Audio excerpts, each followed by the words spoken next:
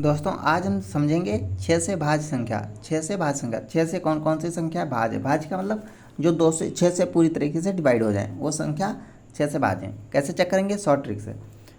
देखिए 6 से कटने के लिए जो संख्या दी हुई है पूरी वो 2 से भी कटनी चाहिए और 3 से भी कटनी चाहिए।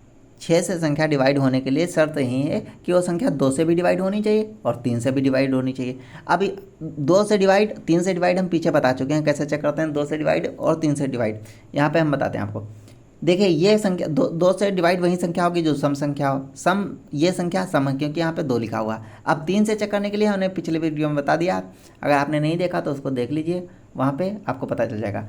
3 से डिवाइड होने के लिए ये संख्याओं को सभी को जोड़ते हैं। जैसे यहाँ पे 4 3 7, 7 5 12, 12 6 18, 18 2 20। अब इसका योग आया 20। 20 3 से डिवाइड नहीं होगा, इसलिए ये संख्या 6 से डिवाइड नहीं होगी। 6 से डिवाइड होने के लिए 2 से भी डिवाइड होना चाहिए, 3 से भी डिवाइड होना चाहिए। ये संख्या 2 से तो डिवाइड हो रही मगर 3 से नहीं हो रही, इसलिए ये संख्या 6 से डिवाइड नहीं होगी।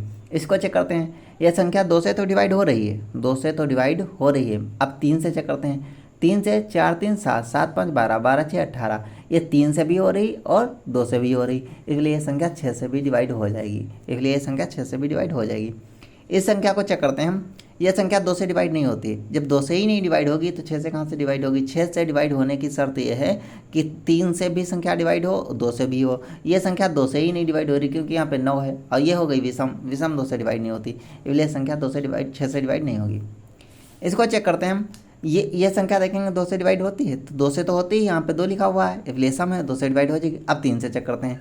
3 से चेक करने के लिए 8 5 13, 13 और 3 16, 16 17 18। ये 6 से भी डिवाइड 3 से भी डिवाइड होती है, ये 2 से भी होती है और 3 से, इसलिए संख्या डिवाइड है 6 से।